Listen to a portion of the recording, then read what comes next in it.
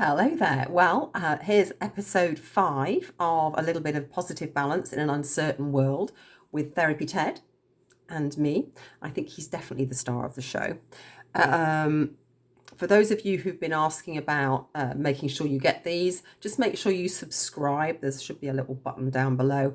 And if you want to get the notifications, then you just click on the little bell. Right at the end of this video, there will be a little pop-up of a subscribe button as well, actually on the video. At least this should be. I've tried to set that up. Obviously, this is not what I'm used to doing at all. Right, so Therapy Ted and I have already set up the balance as we normally do. And today, it wasn't a colour you wanted today. It was actually one of the Tree Angel Oracle cards. Now, I'm not sure that you're going to be able to see much of this one because these are quite faint, really. But there's kind of a whole load of little sort of children's style angels in there. So if you just have a really good look at it. And this is Hazel. Now, Hazel is all about playfulness and spontaneity. It's freedom from fear and finding a simplicity in life. And I think as all of us go forward with this new way of being, where we are pretty well going to be at home for virtually every waking hour, apart from the occasional food shop or the occasional getting out into fresh air for a walk or a run or something. This is quite important that we focus on the simplicity of life and just having some fun with the time that we are actually being given here. So that's that. So Therapy Ted has that. And then we have an original trigger, unresolved emotional upsets again. We also have an ancestral inheritance, and those of you who are used to working with me, you know those pesky ancestors. They get in absolutely everywhere. We also have a house cleansing with a residual shock and or trauma. Bricks and mortar can hold on to shock and kind of residue like that.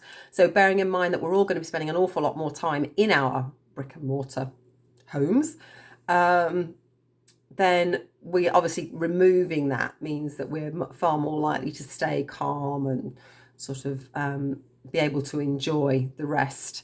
Obviously, if you've got financial issues, this is going to be more difficult.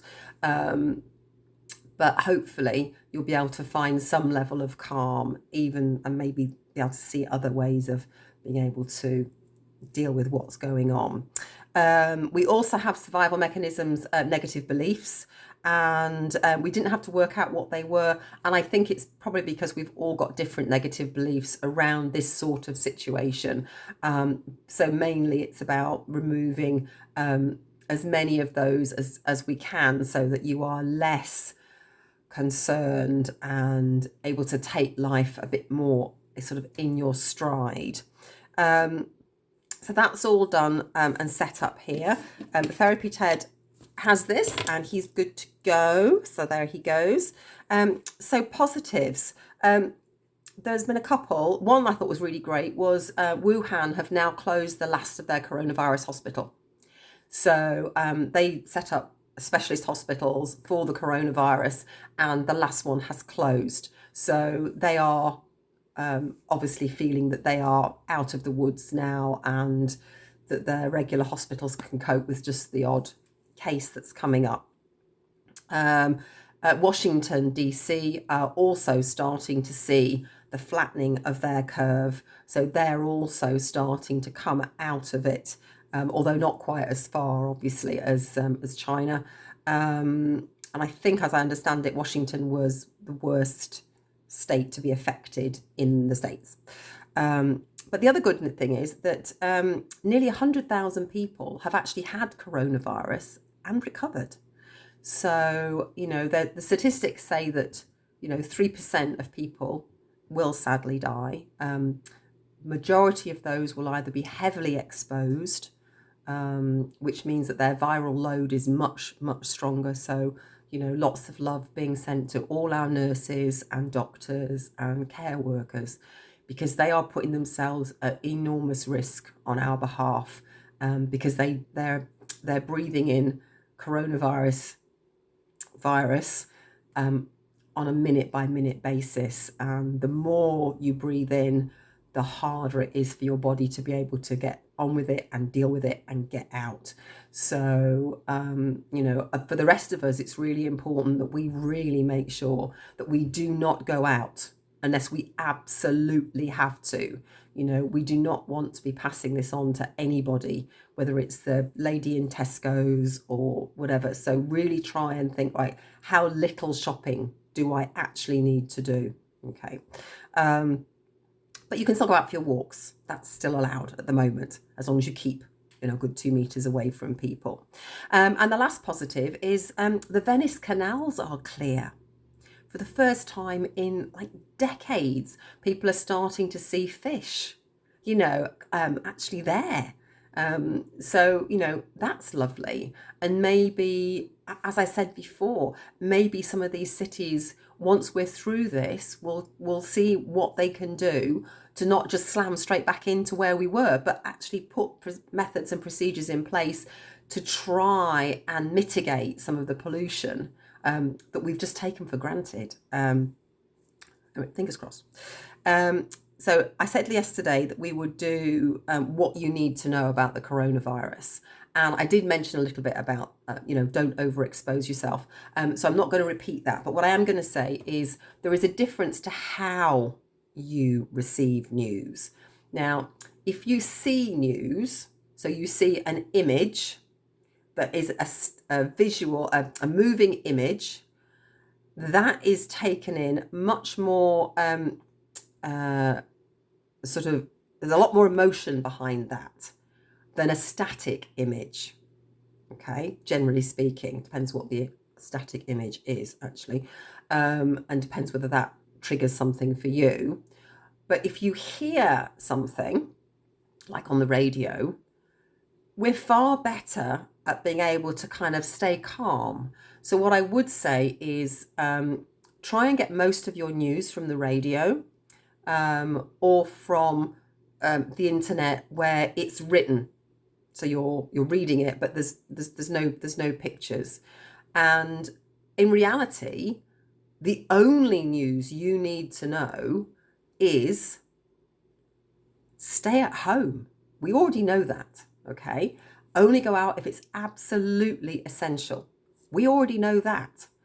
And at some point in the next month, or a couple of months, we'll be told, okay, we've got through it. We can all start going back slightly more to our kind of normal lives, if you like.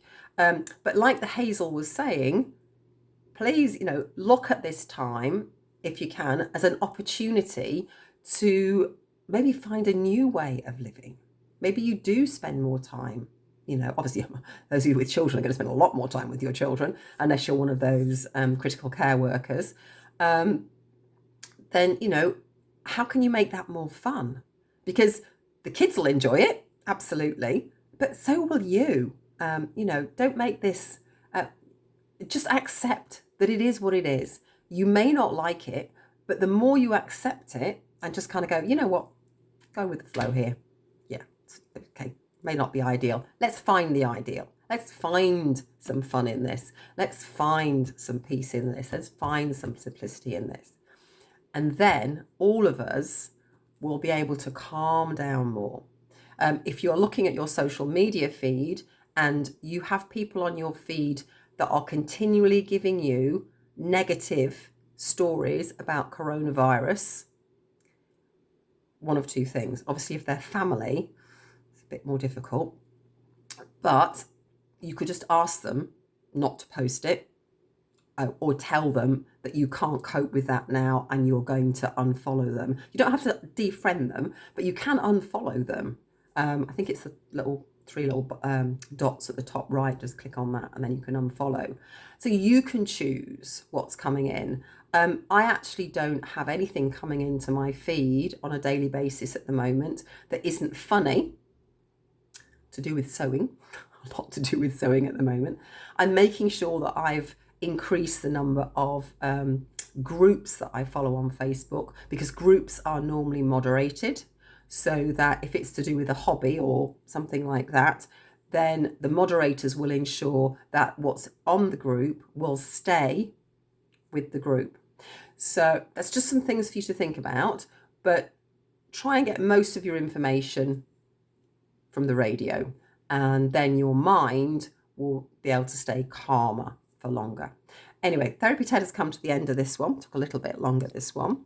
And tomorrow, we're going to deal with shock. Okay. So that is a little bit of positive balance in an uncertain world from Therapy Ted and me. Bye.